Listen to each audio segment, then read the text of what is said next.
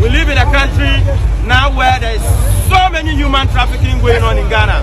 We have Nigerians bringing underage girls from Nigeria, 16 years, 17 years, 18 years. Ladies that are supposed to be in school, that are supposed to be educated. They pack them from Nigeria, they put them in a bus, they bring them to Ghana, they harbor them, 20 of them in a room for prostitution. What I'm saying, like I said, if I'm being called to come out with evidences, I will prove and I will bring evidences of everything that I'm saying. They bring their young men to Ghana, they rent the Ghanaian landlords. You guys should be very careful. They rent our apartments, 2-bedroom, they have about 50 people in there, and then they'll be doing illegal activities in there. Enough is enough. There's been kidnappings in Ghana now. We are not safe. Today, your child will go to school, and the next minute, you are not safe. Today, someone is being kidnapped. The following day, someone is being kidnapped. The next day, someone is being kidnapped. We don't have a problem with foreigners coming into our country. But definitely, you cannot have a Ghana without a Nigerian. Definitely, there will be a Ghana with a Nigerian. But what we are asking for is that our immigration service will be able to access, and we can say boldly that there is a leakage in our immigration service. Nigerian, I will kill you. Who will be close? Who will kill you? You will go to your country. Go back to your country and go and kill your fathers and your sisters, criminals, fraudsters. You will go to your country back. Nigeria must go. Mr. President, go. Nigeria must go. Ghana protest in Accra blames Nigerians for insecurity, demands expulsion. Once again, welcome to the Daily Brief News. Good morning, good afternoon, good evening, depending on where and when you are watching from. Well, like everybody knows, it's not a new thing right now. I mean, there's a major protest in Ghana right now as I'm speaking to you. There's a major protest in Ghana where Ghanaians are saying that Nigeria must go. Yes, a lot of Ghanaians are saying that Nigeria must go. Nigeria gas go. It is very, very serious. Like, seriously, you watched all the videos, you've seen all the updates. Like, it is very serious. Now, Ghanaians are blaming Nigeria for the insecurity happening in their country. Ghanaians are blaming Nigeria for all the prostitution, all the bad things happening in their country, for all the human trafficking, all the bad things, all the kidnappings happening in their country. And I start to ask myself that, wait, you are blaming Nigerians for the kidnappings happening in your country. Is it today that kidnapping starts? I mean, let us dive more into this. The protest comes amidst rising tensions between Ghanaian citizens and segments of the Nigerian community following repeated incidents of criminal activities blamed on foreign nationals. Some Ghanaians on Saturday staged a protest at the popular Obra spot in Accra, demanding the immediate expulsion of Nigerians from their country over alleged involvement in crime and social vices. The protesters, who gathered in large numbers, displayed placards with messages such as "Nigeria must go," "End kidnapping," "End prostitution," "End armed robbery," "End fraud," and "End ritual murders." They accused some Nigerians of fueling insecurity and moral decay in Ghana, with some of the placards reading, "Who protects the rights and freedom of Ghanaians? Nigerians are kidnapping and using people for ritual, and our kids are getting missing because of Igbos." In a viral video obtained by Sahara reporters, several protesters are being draped in the Ghanaian national flag, while others donned red clothing, a traditional symbol of resistance. One female protester, dressed in red and holding a placard, declared Nigerians must go because you cannot be in someone's country and be doing anyhow. Another placard read, "Our health is at stake due to mass prostitution," explaining growing public frustration over preserved health and safety risks allegedly linked to activities of some Nigerian nationals in the country. The protest comes amidst rising tensions between Ghanaian citizens and segments of the Nigerian community, following repeated incidents of criminal activities blamed on foreign nationals. Another protester, riding on a motorcycle, explained how the presence of Nigerians in Ghana is fueling insecurity in the country. He said, "A time would come when even they and their children wouldn't be able to go out to buy something and return home safely.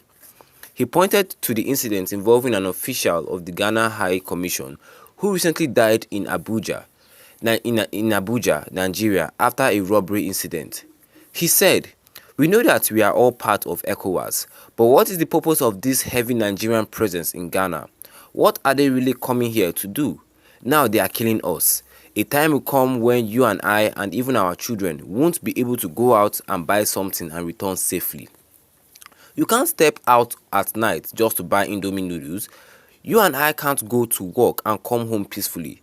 Just look at what they did to our mother at the Ghana High Commission in Nigeria. The High Commission in Nigeria, they killed her inside her car. Why are Nigerians doing this? Are you the only ones in Ghana?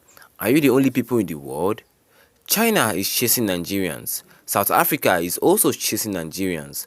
Uganda is chasing Nigerians. Why is it always Nigerians, especially the Igbos, the so-called Igbo king? This message is for him. He should stop calling himself a king in this land ever again," he said. Recent controversy over Igbo monarchy in Ghana. Well, on July 8th, that protest and intense public debate erupted in parts of Ghana following the installation of a traditional Igbo leader, Eze Chukwudi, as the Eze Ndigbo Ghana, king of Igbo people in Ghana. The development triggered a complex discourse around issues of sovereignty, cultural identity, and the limits of foreign community leadership in the country. Youth organizations in Accra and the eastern region led the uproar, which escalated further after photos of Eze Ignatius' uprooted palace in Accra, featuring legal emblems and elaborate architecture. Following the controversy, the Southeast Council of Traditional Rulers recently abolished the use of the title Eze Ndigbo by Igbo leaders residing outside Igbo land. In a communique signed by the prominent traditional rulers, including His Royal Majesty Eze Okeke, Eze Imu, and His Royal Majesty Igwe Ashebi leader, the council introduced a new title, Oyendu Ndigbo, to be used by Igbo leaders in foreign lands or outside Nigeria. According to the communique issued earlier in July, the decision was made to provide clarity on the use of the title Eze outside Igbo land, citing that it is a sacred traditional title, reserved for recognized traditional rulers in the Southeast. The council explained that a true Eze is enthroned and crowned by his community or kingdom following traditional rites and sacred ancestral ceremonies, and must have a kingdom or community to govern. According to the communique, the traditional rulers deemed it necessary to abolish the use of Eze Ndigbo title in the diaspora, citing that it is not a political or ceremonial title, but one deeply rooted in Igbo tradition and heritage. Well, the traditional rulers directed that a new title, Oyendu Ndigbo, should be adopted by all Igbo leaders in the diaspora immediately. The council warned that failure to comply with the directive would be considered a serious act of misconduct and disregard for Igbo traditional authority and judicial pronouncements. Like I said earlier, there is major problems in Ghana right now. And you may be asking, what caused all these problems? Yes, what caused all this whole Nigeria must go, Nigeria must go? Now we Nigeria cause them. I will not lie, I'm going to say the truth. It is us that caused this problem. Because how can you be a king and be claiming title Eze Ndigbo in another person's land? It's not possible now. I mean, we Nigerians, we should wake up. You should wake up. You cannot be. It is not possible for you to be king of Igbos in Ghana. It's not possible. Okay, I didn't know Igbos in Western countries like Americas. I didn't know Igbos in the United Kingdom. Have you seen anybody coming up and saying that I am Eze Ndigbo in United Kingdom or America? Does that make sense? We in Nigeria, we should stop doing things that does not make sense. Yes, we should stop doing things that does not make sense. How would you be saying that you are a king of Igbos in another different country entirely, like it's not even in your own country? This is the major root of the problem. this man crowning himself king of Igbos in Ghana is what caused all these protests we are seeing here and seeing right now. He's the one that caused all these major protests that we are seeing right now. He caused all these major problems that we are seeing right now. And now it turned to Igbo must go, to Nigeria must go. I mean, the first day of the protest, it was Igbo must go, Igbo must go, Igbo must go. But now, what are we seeing? We are seeing Nigeria must go. We are seeing Nigeria must go. It is as funny as it is as serious as it is. Protest is not something that we should be laughing about too, because these Ghanaians are very, very serious. And now it has escalated. They are now blaming the whole of Nigeria for the insecurity that is happening in their country, like as if insecurity was not there even before Nigeria came. They are not blaming Nigerians for all the kidnappings that is happening in their country, like as if kidnapping was not there before Nigeria came. They are blaming Nigerians for all the human trafficking happening in their country, like as if human trafficking was not there before the Nigerians came. I'm telling you something. There's no country you go, you will not see a Nigerian there. Because one thing about we Nigerians is that we like to develop. We like to develop outside Nigeria. Although I'm not going to blame the Igbo people who went there or the Yoruba people who went there. I'm not going to blame any Nigerian who went to Ghana. I blame our own country. I blame our own government. If our economy was good, first of all, what are we finding in Ghana? What does Ghana have that Nigeria does not have? The only thing that Ghana has that Nigeria does not have is a value currency.